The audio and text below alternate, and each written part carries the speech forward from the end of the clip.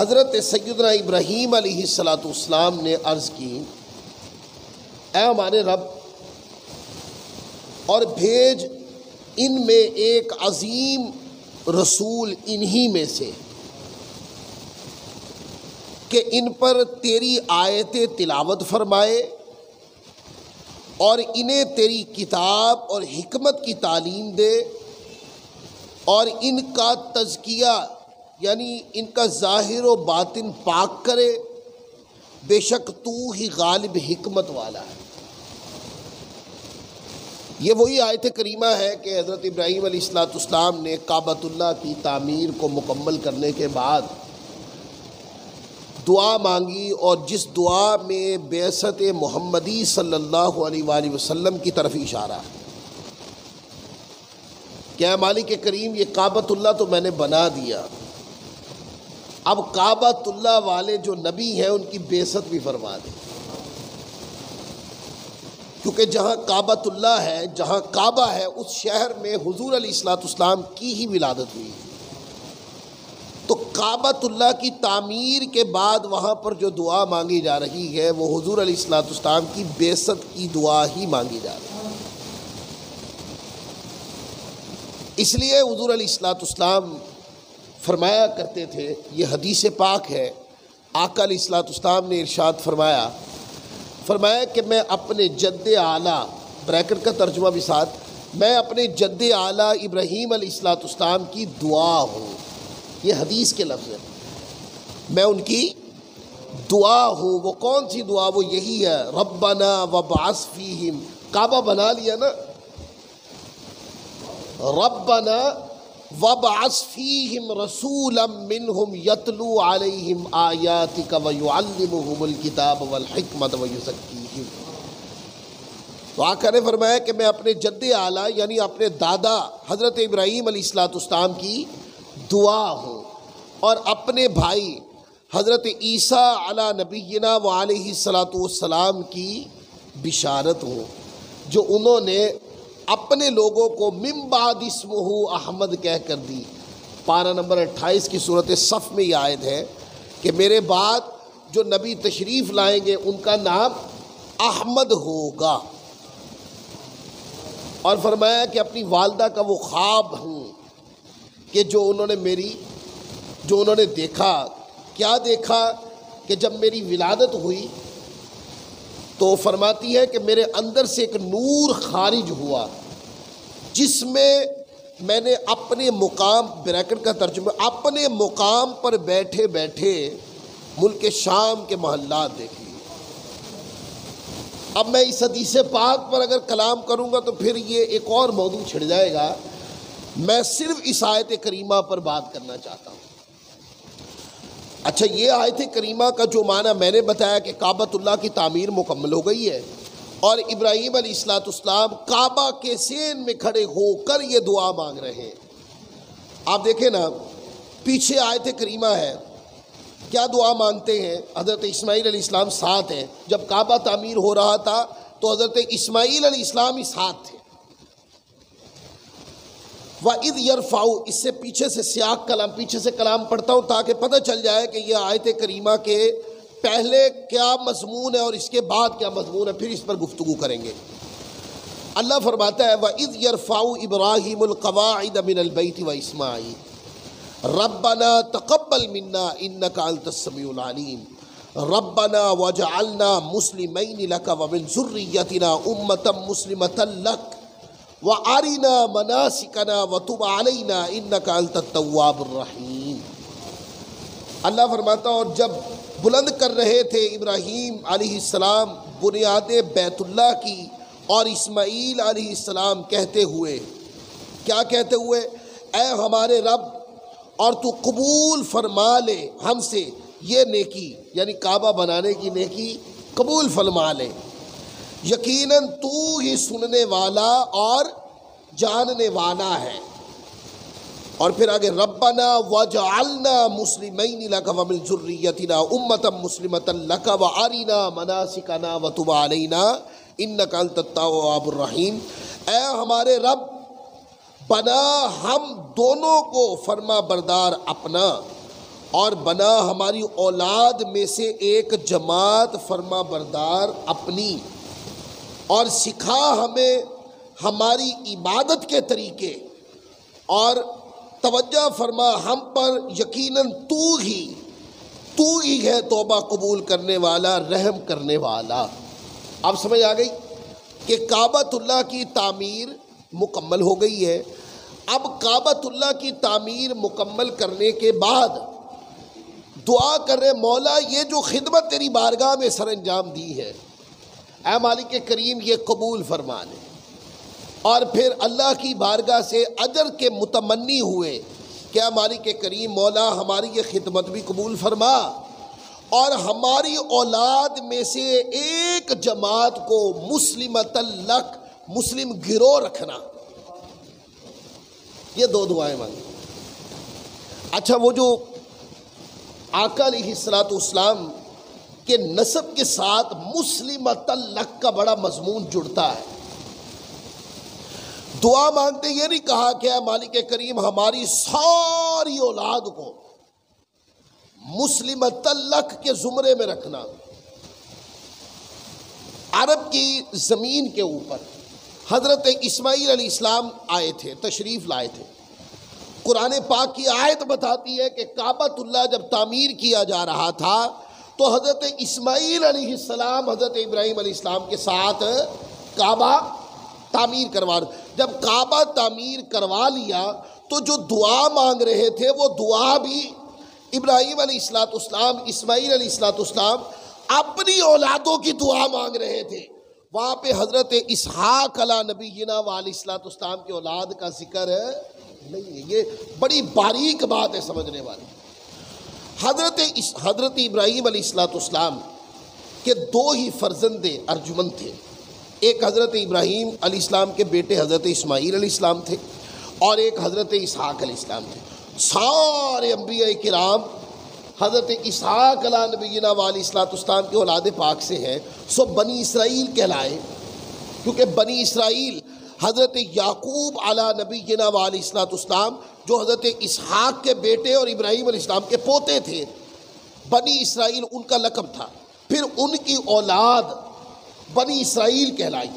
ادھر سے سارے انبیاء کرام تشریف لائے، اور ادھر کسی نے بھٹکنا تھا۔ یہ تو گمان میں بھی نہیں آنی چاہیے بات، یہ تو گمان میں بھی نہیں آنی چاہیے کہ پاک نفوس کی جلوہ گری ہے، بے مثال نفوس کی جلوہ گری ہے، انبیاء کرام کے پاکیزہ ابدان کی جلوہ گری ہے۔ تو جہاں انبیاء کرام کی جلوہ گری ہوتی ہے وہاں لوگوں کو ہدایت ملتی ہے، گمراہی قریب نہیں آتی۔ یہ تو اسحاق علیہ السلام کے نسب کی میں نے آپ کو بات بتا دی کہ یہ اس نسب کی بات نہیں ہو رہی، وہ نسب محفوظ ہے۔ یہ خاص حضرت اسماعیل علیہ السلام کے نسب کی بات ہو رہی ہے۔ خاص کیوں ہو رہی ہے؟ اس لیے کہ اس نسب پاک سے آگے جا کر سلسلہ سید الانبیاء سے جڑنا ہے۔ اس نسب پاک کا سلسلہ سید الانبیاء سے جڑنا ہے۔ اس لیے دعا کیا مولا ایک گروہ ہماری اولاد میں جب تک نبی آخر الزماں آئے تب تک ان لوگوں کے اندر بہت سے لوگ ہوں گے جو پھٹک جائیں گے، لیکن مولا مسلمۃ لک ایک گروہ جو ہے اے مولا ان کو مسلمان رکھنا۔ اور پھر اس ایک نسب کی آب یاری ہوتی رہی، کیونکہ دعا ہو گئی تھی۔ دعا کس نے کی؟ ابراہیم علیہ السلام نے، حضرت اسماعیل علیہ السلام نے۔ تو آپ کہتے ہیں دیکھو دعا ہوئی تو نسب پاک میں ایک گروہ ہمیشہ مسلمان رہا، ہمیشہ اللہ کی توحید پر متمکن رہا، اور ابراہیم علیہ السلام کے دین کی پیروی میں رہا۔ اور پھر وہی نسب تھا جس نسب نے آگے آ کر حضور علیہ السلام کا ظہور پاک۔ کیوں؟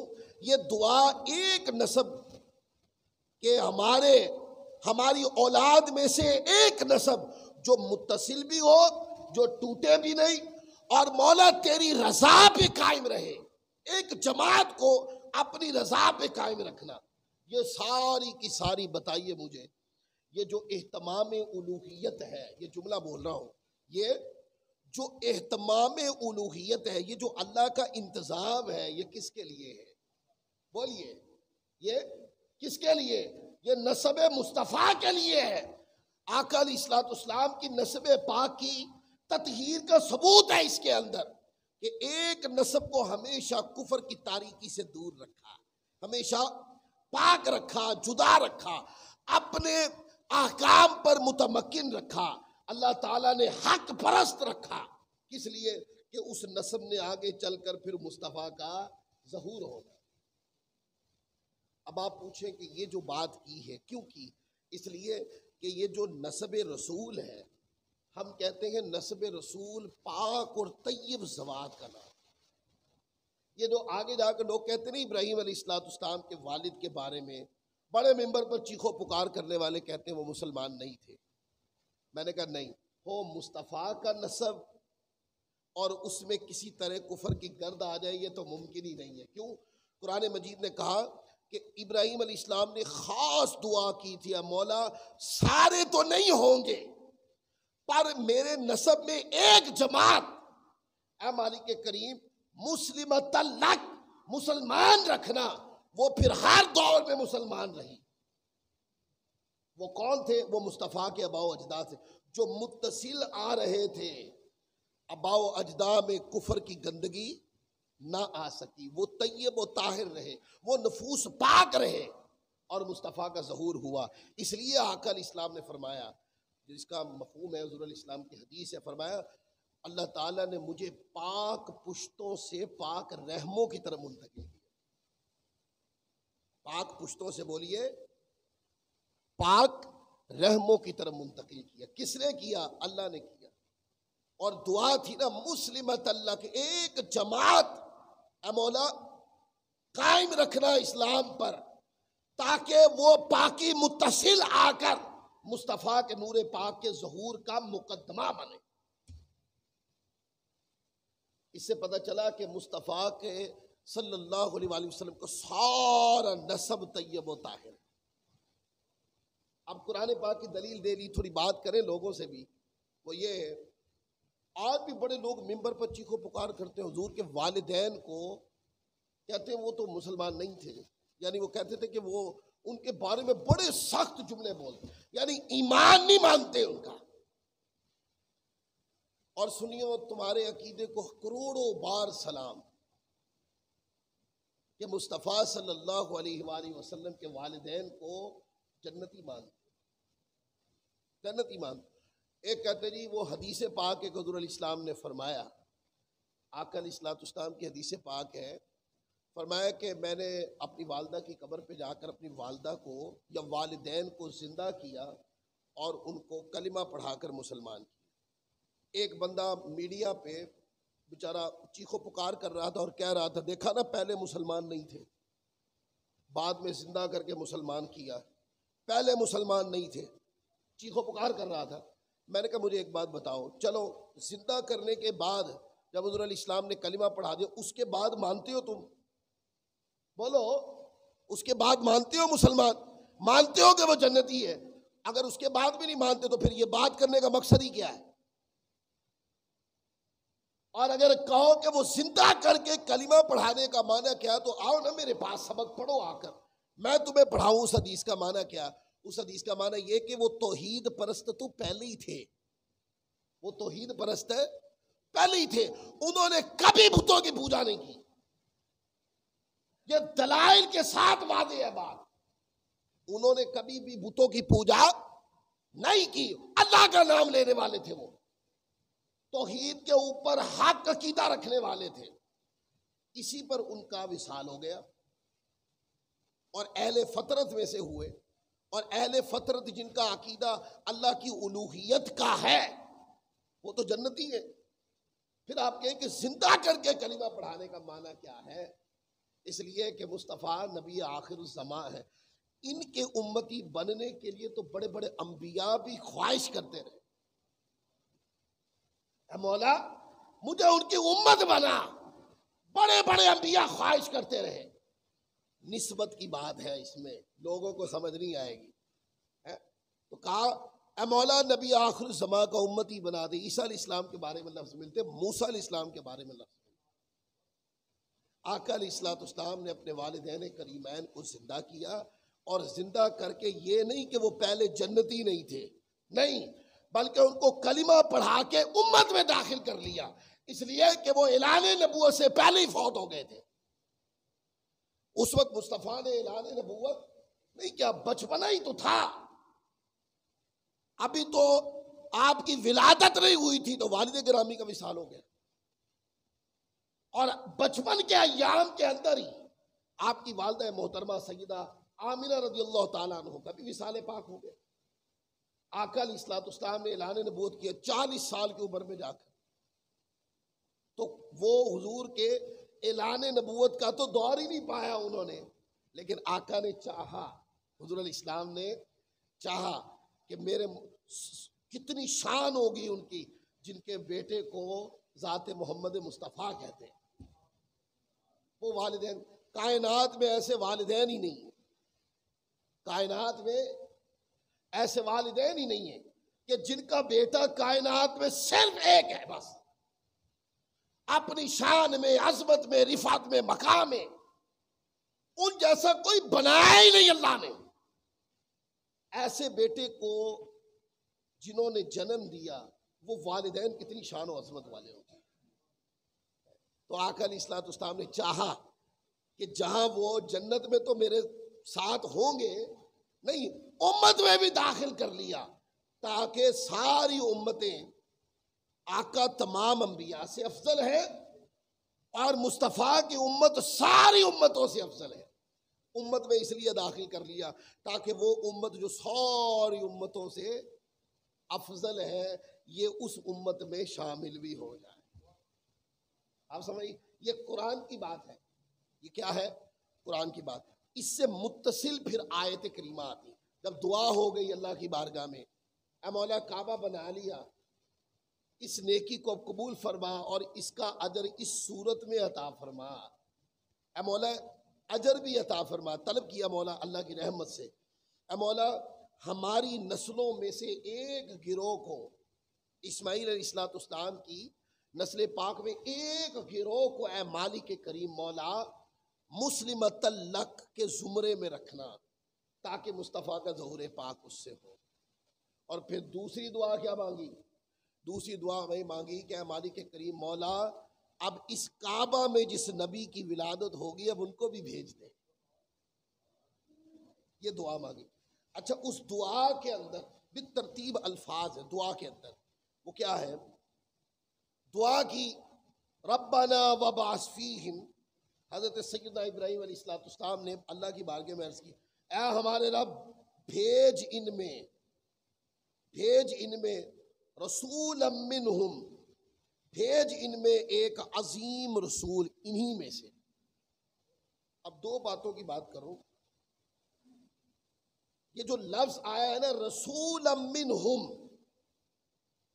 رسول بھی بھیج اے مولا اور وہ ہو بھی انہی میں سے. اس آیت کریمہ کو، اس ٹکڑے کو پڑھ کر بعض لوگ تشریح کرتے ہوئے لوگوں کو مغالطے میں ڈالتے ہوئے، دیکھا نا ہم ہی میں سے ہیں، ہمارے ہی جیسے ہیں، یہ کرتے ہیں. قرآن پہ آ گیا، نص قرآن آ گئی اس کے اوپر، کہتے ہیں رسولا منہم، انہی میں سے رسول بھیج. وہ کہتے ہیں دیکھا نا ہمارے ہی میں سے ہیں، اور پھر آگے اپنی بد عقیدگی بھی ڈال دیتے ہیں ہمارے ہی جیسے ہیں. نہیں، انسانوں میں سے ہونا اور بات ہے، انسانوں میں انسانوں جیسا ہونا اور بات ہے، فرق ہے اس میں. یہ جو فرمایا اے مولا رسول پاک بھیج انہی میں سے، اس کا معنی یہ ہے کہ جو رسول تشریف لائیں گے وہ فرشتہ نہیں ہوں گے. یہ ہے اس کا معنی، جو رسول تشریف لائیں گے وہ فرشتہ نہیں ہوں گے، وہ جنات میں سے نہیں ہوں گے بلکہ نوع انسانیت میں سے ہوں گے. اس کا یہ سبق نہیں ہے کہ وہ ہر انسان کی طرح ہوں گے، وہ نوع انسانیت میں سے ہوں گے. کیا وہ فقط انسان ہوں گے؟ اس کا یہ بھی معنی نہیں. بس وہ نوع انسانیت میں سے ہوں گے. اور کیا کیا ہوں گے وہ پھر آگے تفصیلات اس کی قرآن کی دیگر آیتوں میں اور احادیث میں آئیں گے. تو اس کا معنی رسول منہم، کیا مولا ان میں سے ایک عظیم رسول بھیج جو انہی میں سے ہو، یعنی کہ انسانوں میں سے ہو، وہ فرشتوں میں سے اور جنات میں سے نہیں. اور مصطفیٰ کی شان کیا ہے کہ آقا ہے انسانوں میں سے، انسانوں میں سے مبعوث ہوئے نا حضور، انسانوں میں سے مبعوث ہوئے. پر عرش کے اوپر فلک کے اوپر بیٹھا جبریل جو ہے وہ بھی آ کے کہتا ہے السلام علیکم یا رسول اللہ. بیٹھا فلک پر ہے سرداری اتنی بڑی کہ سارے فرشتوں کا سردار ہے، پر مصطفیٰ کی بارگاہ میں غلامانہ انداز میں پیش ہوتا ہے. جبرائیل امین انسان نہیں ہے، یعنی نوع انسانیت میں سے نہیں ہے. جبرائیل امین فرشتہ ہے. آقا علیہ الصلوۃ والسلام کی بعثت انسانوں میں، انسانیت میں سے ہوئی، انسانوں میں سے ہوئی. لیکن جبرائیل امین بھی مصطفیٰ کو رسول مانتے ہیں، سارے فرشتے بھی مصطفیٰ کو رسول مانتے ہیں. اور پھر جنات بھی حضور کی بارگاہ میں آ کے قدم بوسی کرتے ہیں، جبکہ حضور علیہ الصلوۃ والسلام جنات میں سے نبی نہیں ہیں. آپ انسانوں میں سے مبعوث ہوئے، پر جنات بھی آ کر خیر طلب کرتے ہیں حضور کی بارگاہ میں. معنی یہ ہے کہ وجود مصطفیٰ میں وہ ساری شانیں ہیں کہ فرشتہ بھی آ کے فیض یاب ہو سکتا ہے، جنات بھی آ کے فیض یاب ہو سکتا ہے. یہ تو دو بڑی باتیں تھیں. میں کہتا ہوں جانور بھی مصطفیٰ کی بارگاہ سے فیض یاب ہو گئے. جن کی کوئی نہ سنے وہ بارگاہ مصطفیٰ میں سنا لے. اپنی ایک واقعہ سناتا ہوں، اس پر حدیث میں ہے طبرانی شریف میں. حضور علیہ الصلوۃ والسلام جا رہے تھے تو ایک ہرنی کو دو لوگوں نے قید کر لیا. دو لوگوں نے قید کر لیا. آقا علیہ الصلوۃ والسلام تشریف لے جانے لگے تو وہ ہرنی پکارنے لگی. اب وہ کیا پکار رہی تھی کسی کو کیا پتا کہ وہ کیا پکار رہی تھی. یہ تو کائنات کی جو بولیاں جانتے ہیں وہ نبی مکرم جانے کہ وہ کیا پکارتی تھی. تو وہ کہتی ہوگی یا رسول اللہ مجھے بچائیں، یا سیدی یا رسول اللہ مجھے بچائیں. کائنات میں آپ کے دعا سے رحمتیں نازل ہوتی ہیں، گناہگاروں کو دوزخ سے نکال کے آپ جنت میں ڈالتے ہیں. آپ سب پر رحیم ہے، کریم ہے، سب پہ کرم کرتے ہیں. یا رسول اللہ مجھے بھی بچائیں، میں بھی آپ کی رحمت اور کرم کی درخواست کرتی ہوں. تو حضور علیہ الصلوۃ والسلام نے جب غور سے دیکھا تو ایک جھونپڑی کے ساتھ ایک ہرنی کو باندھا گیا تھا. حضور علیہ الصلوۃ والسلام اس کے قریب گئے تو وہ ہرنی اپنا پورا قصہ سنانے لگی. اور وہ قصہ کیا سناتی ہے؟ وہ قصہ سناتی ہے، کہتی یا رسول اللہ میں اپنے بچوں کو دودھ پلانا ہے، میں نے، انہوں نے مجھے قید کر لیا، میرے بچے بھوکے ہوں گے، اگر آپ مجھے چھوڑ دیں تو میں دودھ پلا کے واپس آ جاؤں. کوئی ایسے جانور بھی باتیں کرتا ہے یار، ہے؟ وہ سمجھتے ہیں بولیاں سب. تو عرض کی یا رسول اللہ میں دودھ پلا کے. روایت میں آتا ہے کہ حضور نے فرمایا کہ آ جاؤ گی نا. اور اس کے اوپر طبرانی کو پڑھ کے دیکھیں، اس کے اوپر لفظ ہے یا رسول اللہ اگر آپ سے وعدہ کر کے نہ آؤں تو اللہ مجھے عذاب دے، آپ سے وعدہ کر کے نہ آؤں. حضور علیہ السلام نے اپنی ضمانت پہ کھول دیا اور وہاں کھڑے ہو گئے. تو اتنے میں وہ جنہوں نے قید کیا تھا وہ بھی سوئے ہوئے تھے، جاگ گئے، حضور کے پاس آئے. آقا علیہ الصلوۃ والسلام نے ساری بات ارشاد فرمایا کہ وہ اس طرح کہہ رہی تھی تو میں نے اس کو کھول دیا، اب وہ دودھ پلا کے واپس آ جائے گی. انہوں نے گزارش کی یا رسول اللہ یہ تو جانور ہے، یہ تو جانور ہے، یہ کہاں واپس آتے ہیں؟ فرمایا نہیں، وہ مجھ سے وعدہ کر کے گئی ہے، وہ واپس ضرور آئے گی.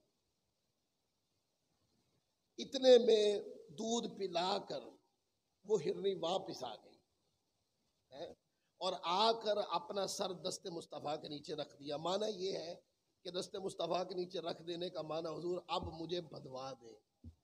اپنی ضمانت پہ کھولا تھا نا، میں آ گئی ہوں اب مجھے بندوا دے. یہ سارا منظر وہ دیکھ ہی رہے تھے نا, جنہوں نے قید کیا وہ دیکھ ہی رہے تھے. حضور مجھے بندوا دے. آقا علیہ الصلوۃ والسلام نے باندھ دیا. باندھ کر حضور چلنے لگے تو وہ اپنی ترسی نگاہوں سے حضور کا چہرہ دیکھنے لگی. مانا عالم تخیل میں اپنی آنکھوں سے پڑھ پڑھ کر کوئی تحریر حضور علیہ الصلوۃ والسلام کی طرف منتقل کرتی تھی اور کہتی تھی یا رسول اللہ لوگوں کے اوپر کرم کرتے ہیں, غلامی کی زنجیریں آپ توڑتے ہیں اور ہمیں غلام بنا کے جا رہے ہیں. غلاموں کو آزادی آپ نے دلوائی, بلال حبشی پہ ظلم ہو تو آپ کی نسبت سے رہائی مل جائے ان کو, اور حضور میں بھی آپ کی غلام ہوں, مجھے باندھ کے جا رہے ہیں آپ. آخر اصلاۃ اسلام نے جب نگاہ کرم فرمائی نا, حضور اس کی طرف گئے پھر, اور جنہوں نے قید کیا تھا فرمایا کہ اس کو مجھے بیچتے ہو. ان سے کہا کہ یہ جو ہرنی ہے اس کو مجھے بیچتے ہو. انہوں نے کیا بات کی, انہوں نے کہا ہی اللہ کا یا رسول اللہ, حضور ہم بھی آپ کے, یہ بھی آپ کی ہے, آپ مالک و مختار ہیں.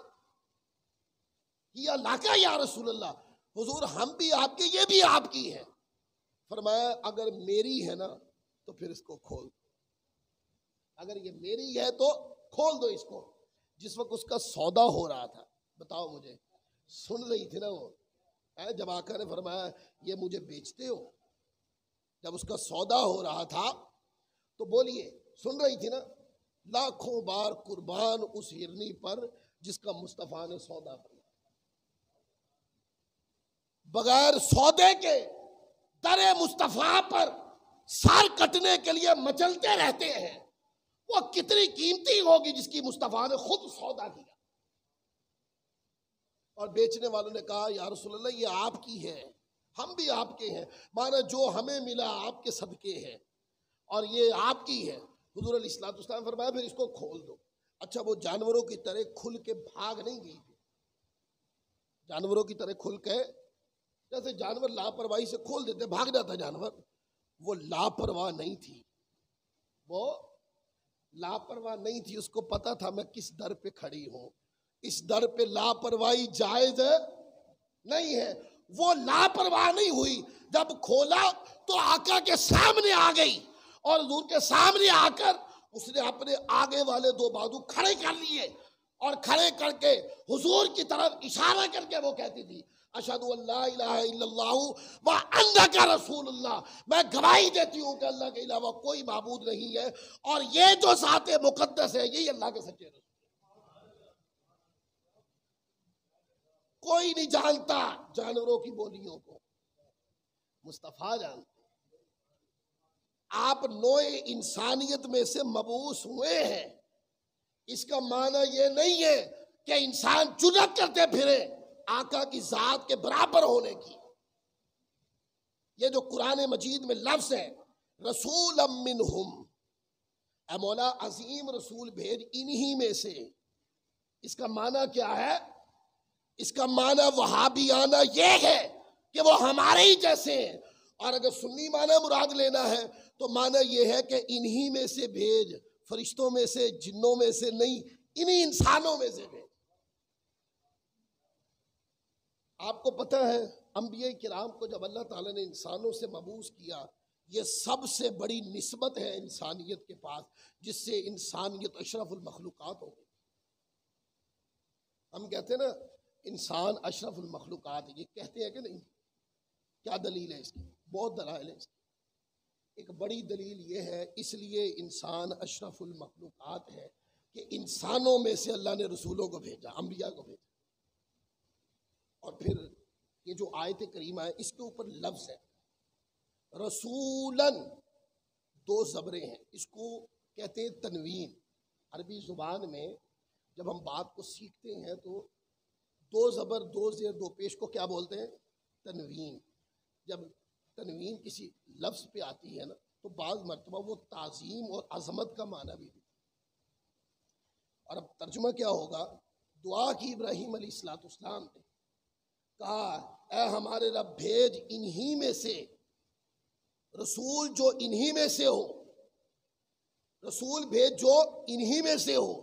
رسولن کی اوپر والی دو زبریں بتاتی ہے کہ وہ صرف رسول نہیں، وہ عظمت اور عظیم رسول ہے۔ رسولن، وہ رسول عظیم بھیج دے مولا، وہ رسول عظمت بھیج دے کہ نبیوں میں، رسولوں میں جس کی شان سب سے بڑا الورا ہے اس کو بھیج دے۔ مولا کعبہ بنا دیا ہے، اب کعبہ میں وہ جو عظیم رسول آنے ہیں جن کی شان تمام انبیاء پہ فائق ہے، جن کی شان تمام انبیاء کی شانوں پر اونچی ہے، جن کی افضلیت تمام انبیاء کی افضلیت سے اونچی ہے، اے مولا ان کو بھیج دے، کیونکہ اس پاک اور عظمت والے نبی ذات محمد مصطفیٰ صلی اللہ علیہ وآلہ وسلم کی ولادت کعبہ میں ہونی تھی، یعنی کہ مکہ مکرمہ جہاں کعبۃ اللہ ہے اس شہر میں ہونی تھی، اس لیے دعا میں کیا مولا تیرا گھر بنا دیا، اس گھر والے نبی کو بھی بھیج دے۔ سمجھ آئی قرآن پاک کی؟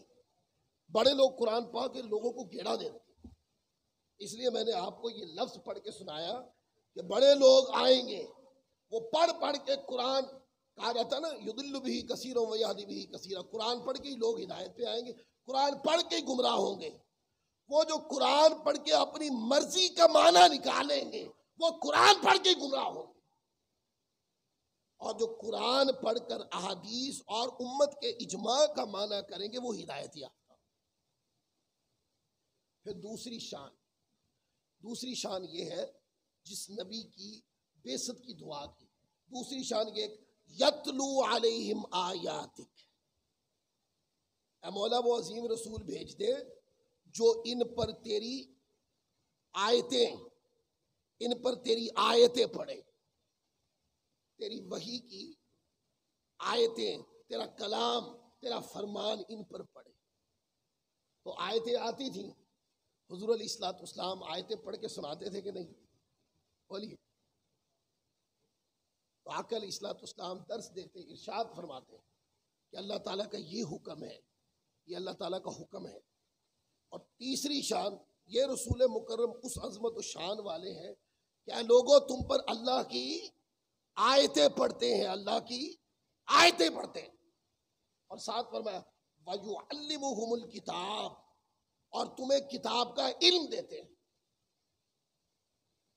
تم پر آیتیں پڑھتے ہیں اور تمہیں کتاب کا علم دیتے ہیں۔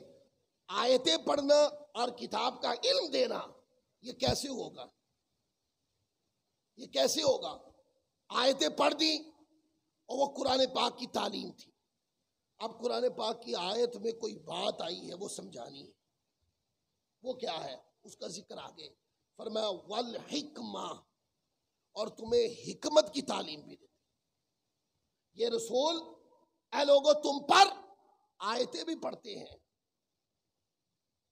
اور تمہیں کتاب کا علم دیتے ہیں، اور پھر کتاب کے علم کی وضاحت اور تشریح کے لیے والحکمہ تم پر حکمت بھی پیش کرتے ہیں۔ اب وَيُعَلِّمُهُ الْكِتَابَ کہ تمہیں کتاب کا علم دیتے ہیں، اس کا معنی یہ کہ تمہیں قرآن سکھاتے ہیں۔ والحکمہ کا معنی کیا؟ والحکمہ کا معنی یہ ہے آقا کی سنت اور مصطفیٰ کی حدیث کو قرآن مجید نے والحکمہ کہا کہ یہ تمہیں کتاب کا علم دیتے ہیں، اور وہ جو کتاب کا علم ہے جب اس کو اس کی توضیح کرنی ہو، تشریح کرنی ہو، تمہیں اس کا معنی صحیح بتانا ہو، جب تمہارے ذہن میں اس کا مفہوم اتارنا ہو والحکمہ، تو پھر یہ والحکمہ تم پر حکمت پیش کرتے ہیں، یعنی تمہیں حدیث و سنت کی تعلیم دے۔ اب جو لوگ حدیث کو مانتے ہی نہیں وہ کہاں جائیں گے؟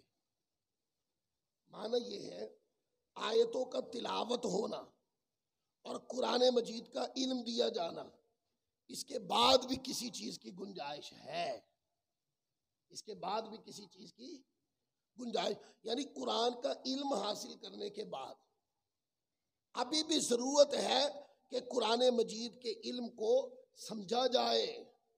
تو وہ لوگ جنہوں نے حدیث کو رد کر دیا، جو حدیث کو مانتے نہیں، اور کہتے ہیں بس قرآن ہی کافی ہے، وہ قرآن مجید کی آیت سے معنی کیسے مراد لیں گے؟ عقل سے؟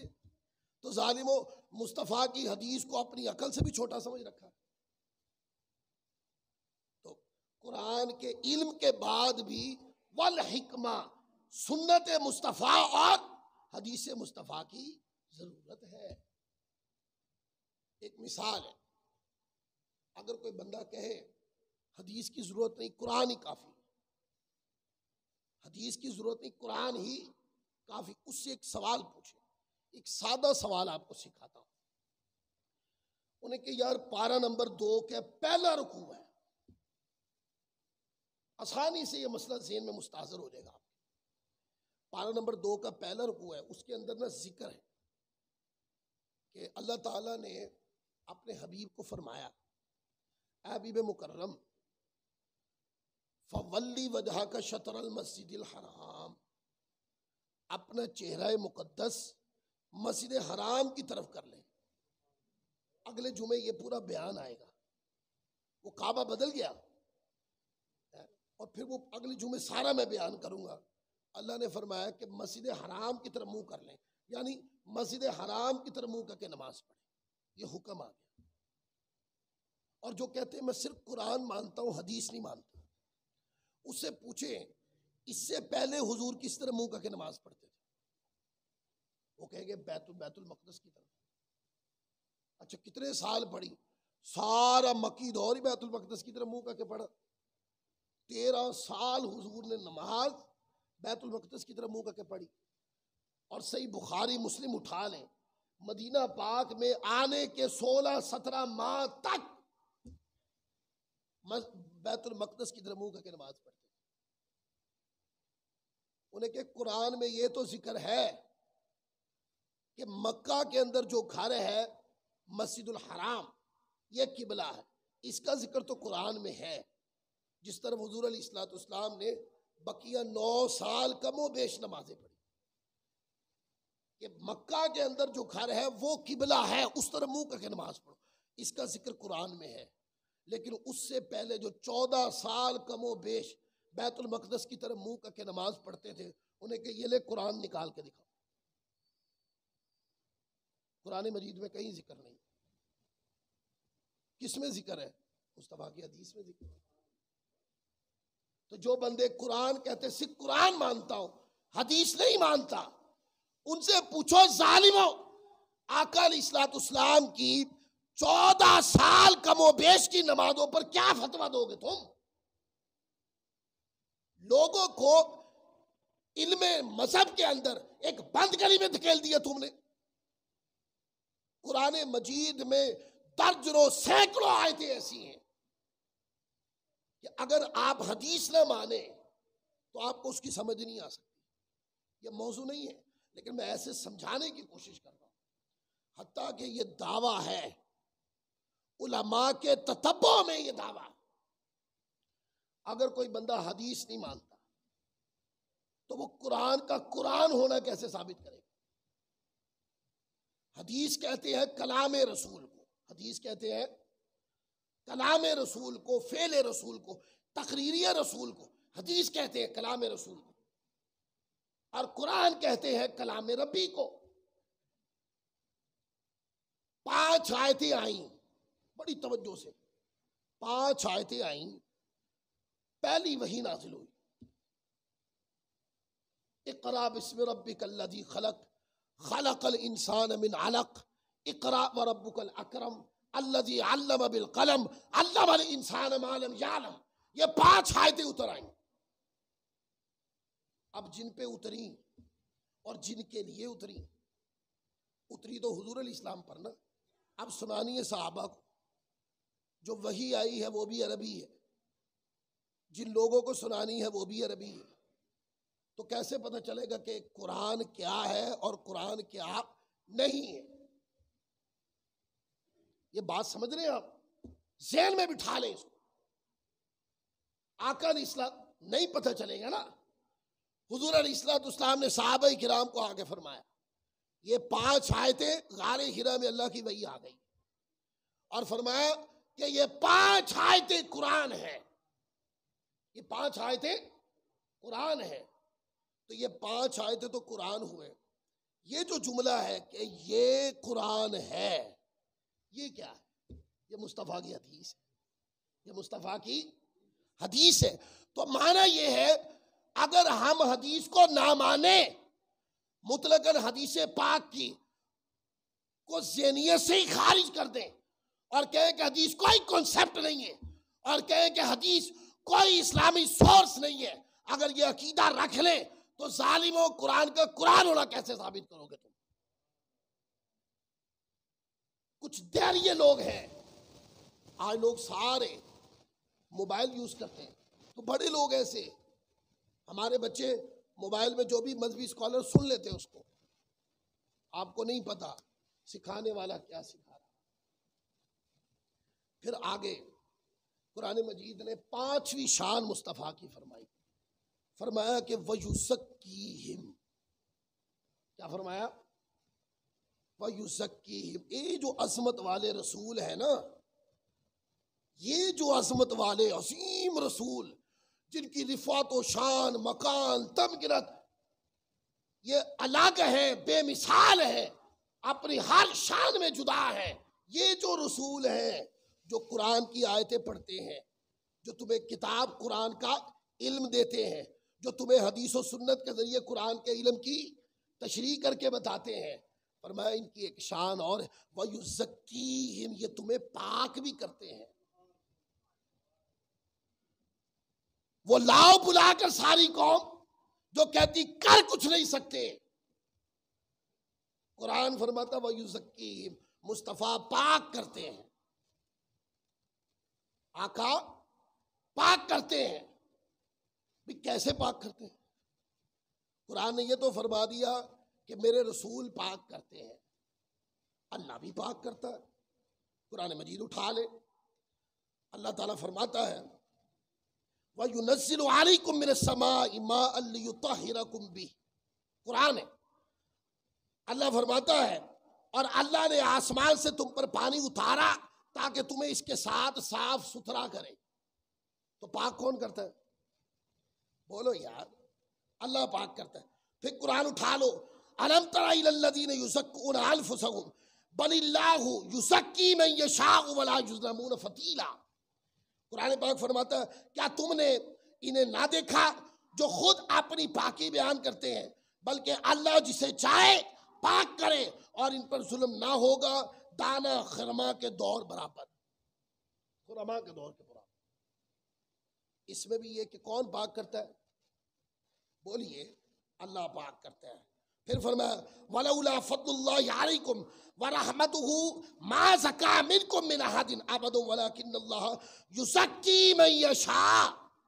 قرآن پاک فرماتا ہے اور اگر اللہ کا فضل اور اس کی رحمت تم پر نہ ہوتی تو تم میں سے کوئی پاک نہ ہوتا. یہ قرآن پڑھ دیا میں نے. اب قرآن کہتا ہے اللہ بھی پاک کرتا ہے اور اللہ کا حبیب بھی. لاؤ ملا کو بلا کر اور کہو کہ یہ قرآن میں آ گیا مسئلہ. قرآن میں یہ بھی ہے کہ اللہ پاک کرتا ہے، قرآن میں یہ بھی ہے اس کے رسول بھی پاک کرتے، اور تم کہتے وہ کر کچھ نہیں سکتے. یا تو عقیدہ ذبح کر دو اگر قرآن کو ماننا ہے، اور اگر تم عقیدہ ذبح نہیں کر سکتے تو جاؤ بھاڑ میں، پھر جو مرضی کچھ کرو. اس کا معنی یہ ہے کہ یہ جو عقیدہ غیر اہل سنت کا ہے یہ قرآنی عقیدہ نہیں ہے. قرآنی عقیدہ یہ ہے. اب بتاتا ہوں، مجھ سے پوچھیں آپ کہ قرآن میں اللہ بھی پاک کرتا ہے، اللہ کا حبیب بھی پاک کرتا ہے. قاری صاحب بتاؤ اس کا معنی کیا ہے؟ ہاں، اللہ پاک کرنے میں کسی کا محتاج، جو میرے عقیدے کی غیرت دیکھے، اللہ پاک کرنے میں کسی کا محتاج، اور اللہ سب کو پاک کرتا ہے، وہ اپنی طاقت سے سب کو پاک کرتا ہے. مصطفیٰ بھی پاک کرتے ہیں، یہ طاقت اللہ نے مصطفیٰ کو دی ہے. یہی ماننے کے لیے کچھ لوگ تیار نہیں. ہم کہتے ہیں مردہ مر جائے، کو بندہ مر جائے مصطفیٰ زندہ کر دیتے ہیں. وہ کہتے ہیں یہ کیسے ممکن ہے؟ نہیں ہے، ہمیں بس محاورے سناتے رہتے. نہیں، زندہ کون کرتا ہے؟ اللہ. اور اگر اس کے حبیب زندہ کرے تو یہ طاقت کس نے دی ہے؟ اللہ نے۔ ہم کہتے ہیں وہ جو اللہ نے طاقت دی ہے، اور یہی ماننے کے لیے تو کہہ رہے ہیں کہ اس کو مانو۔ اللہ کہ میں نے اپنے حبیب کو بے مثال بنایا، اللہ کہ میں نے اپنے حبیب کو عظیم شان عطا فرمائی۔ میرے حبیب تو لکڑیوں سے بھی بلوا لیں، میرے حبیب چاہے تو درخت بھی چل کے آئیں، میرے حبیب چاہے تو آسمان سے پانی اتروا لیں، ایڑی مارے تو زمین سے چشمے جاری ہو جائیں، اور اگر پہاڑ کو انگلی لگائے تو پانی بہ جائے، اور اگر میرے حبیب چاہے تو انگلیوں کے درمیان سے بھی چشمے جاری ہو۔